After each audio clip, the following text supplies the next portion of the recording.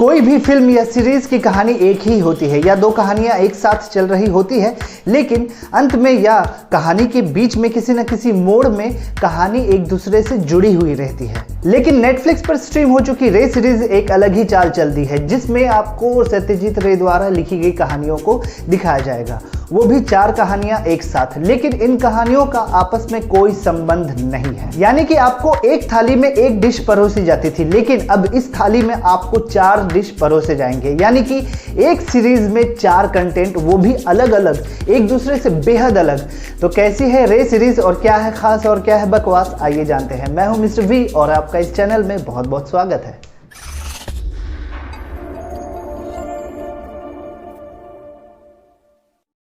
रे सीरीज में कुल 4 कहानियां एक के बाद एक दिखाई जाती है, जिनमें से सबसे पहले आता है फॉरगेट मी नॉट। इस कहानी में अली फैजल इप्सित नाम के एक किरदार में है जिसकी याददाश्त बहुत तेज़ है, बिल्कुल कंप्यूटर की तरह। इप्सित कुछ भी नहीं भूलता, उसे छोटी से छोटी चीज़ भी याद रहती है और इस बात का इसे घमंड भी रहता है। लेकिन एक दिन उसकी मुलाकात एक लड़की से होती है और वो उसे ऐसा कुछ बताती है जो इप्सित को याद ही नहीं आ रहा होता है, जिसके बाद वो कई छोटी से छोटी बातें भूलते जाता है और उसे ये एहसास होने लगता है कि उसकी याददाश्त खो रही है। लेकिन कहानी का ट्विस्ट आपको हिला कर रख देगा, आपको सोचने पर मजबूर कर देगा कि इंसान को बदलना तो चाहिए, लेकिन वो बदलाव अच्छी होनी चाहिए, जिससे कि आपके आसपास के लोग आपसे प्यार करें, ना कि नफरत। सीरीज़ की दूसरी कहानी है बहरूपिया, जिसमें के मेनन एक मेकअप आर्टिस्ट बने हुए हैं, जिसका दिल एक एक्ट्रेस तोड़ देती है। इसी बीच दादी की मौत भी उसे अंदर से तोड़ देता है। इसके बाद वो अपनी मेकअप स्किल्स से अपने बॉस से बदला लेता है, जिससे वो काफ़ी परेशान रहता है।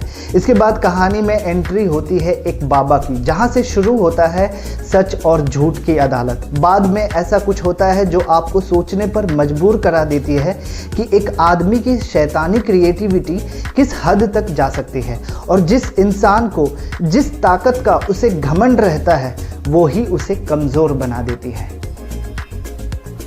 तीसरी कहानी जो मेरा पसंदीदा है वो है हंगामा क्यों है बरपा। इस कहानी में मुसाफिर अली और एक पहलवान नाम के 2 मुसाफिर एक साथ ट्रेन में सफ़र कर रहे होते हैं। कहने को तो ये आपस में अनजान है, लेकिन दोनों ही 10 साल पहले इसी ट्रेन में मिल चुके थे। उसके बाद आपको ट्विस्ट पे ट्विस्ट देखने को मिलेगा। फिर कहानी में एंट्री होती है खुशबख्त की, हकीम की और रूह सफ़ा की। खुशबख्त कौन है, जब आपको इसके बारे में आपको पता चलेगा तो मज़ा आना ही है। और एपिसोड के आखिरी के 15 मिनट में एक रूह सफ़ा नाम के दुकान की भी ट्विस्ट देखने को मिलेगा, जिससे आप ठहाके लगाने पर मजबूर हो जाएंगे। ये कहानी इस सीरीज़ की सबसे इंटरेस्टिंग एपिसोड है, जिससे आपको बिल्कुल भी मिस नहीं करनी चाहिए। चौथी कहानी स्पॉटलाइट है। कहानी की शुरुआत में दिखाया जाता है कि अभिनेता विक को उनके हर बार सेम लुक की वजह से क्रिटिक्स पसंद नहीं करते, लेकिन फैंस के दिलों पर वो राज करते हैं। विक की ज़िंदगी में सब कुछ अच्छा चल रहा होता है जब तक दिव्य दीदी की एंट्री नहीं हो रही होती। इसके बाद वो विक जो भी चाह रहा होता है दिव्य दीदी की वजह से पूरा नहीं हो पा रहा। दिव्य दीदी से नफरत करने वाले विक की आखिरकार मुलाकात दिव्य दीदी से हो ही जाती है और कहानी में आता है एक बड़ा ट्विस्ट। रे सीरीज में कुल 4 एपिसोड्स हैं और चारों एपिसोड्स की कहानियां एक दूसरे से अलग है। ऐसा समझिए कि आपको 4 अलग अलग कंटेंट्स दिखाए गए हैं, तो आप ये डिसाइड कर सकते हैं कि कौन सा एपिसोड पहले देख सकते हैं। हर एक एपिसोड 55 से 65 मिनट के हैं। इन चारों एपिसोड्स में से मुझे जो सबसे ज़्यादा अच्छी लगी वो है तीसरे एपिसोड की कहानी हंगामा क्यों है बरपा, जिसमें मनोज बाजपेयी और गजराज राव जी है। एक दिलचस्प कहानी और कॉमेडी के सेंस ऑफ ह्यूमर का डोज देखने को मिलेगा, जिससे आप हंसने पर मजबूर हो जाएंगे। 4 बड़े कलाकार भी हैं जिनके तालमेल आपको हंसाने पर मजबूर कर देगी। सस्पेंस तो ऐसा जिसे आप प्रेडिक्ट भी नहीं कर सकते। एंड में तो आपको ट्विस्ट पे ट्विस्ट देखने को मिलेगा जिसकी आपको उम्मीद भी नहीं रहती। और सिनेमेटोग्राफी का तो एक अलग ही क्रिएटिविटी देखने को मिलेगा जो शायद ही किसी हिंदी फिल्म या सीरीज में देखने को मिलता है। तो सबसे पहले आप इस सीरीज के इस एपिसोड को देख सकते हैं, हंगामा क्यों है बरपा। पहले एपिसोड की कहानी फॉरगेट मी नॉट में अली फैजल ने बेहतरीन एक्टिंग की है, जिनकी एक्टिंग आपको बांधे रखेगी और इस सीरीज के एंड में एक गजब की मिस्ट्री रिवील होती है, जिसे देखने के बाद आपका 1 घंटा वसूल हो जाता है। लेकिन इस एपिसोड में बहुत सारी खामियां भी हैं।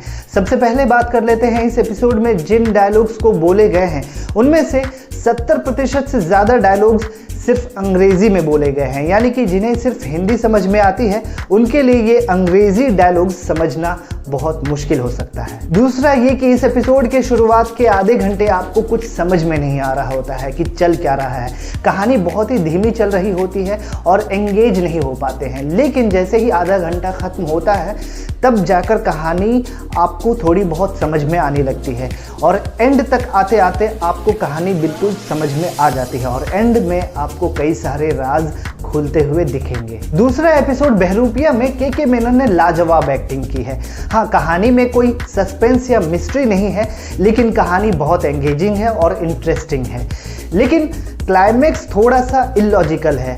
अगर एंटरटेनमेंट के लिहाज से देखा जाए तो ये काफ़ी अच्छा है। इस सीरीज का आखिरी एपिसोड स्पॉटलाइट है और इस एपिसोड के बारे में क्या ही कहूँ, महा बोरिंग, महा बकवास, महा पकाओ। एक्टर्स के एक्टिंग में भी दम नहीं, कहानी में भी दम नहीं, सस्पेंस में भी दम नहीं और तो और सिनेमेटोग्राफी में भी दम नहीं। इस सीरीज़ की ये एपिसोड की सबसे घटिया डायरेक्शन हुई है और अच्छी बात ये हुई कि इस सीरीज़ के इस एपिसोड को सबसे आखिर में रखा गया है ताकि लोग अच्छी चीज़ों को पहले देख सके और ख़राब चीज़ों को बाद में, ताकि ये सीरीज़ बदनाम ना हो।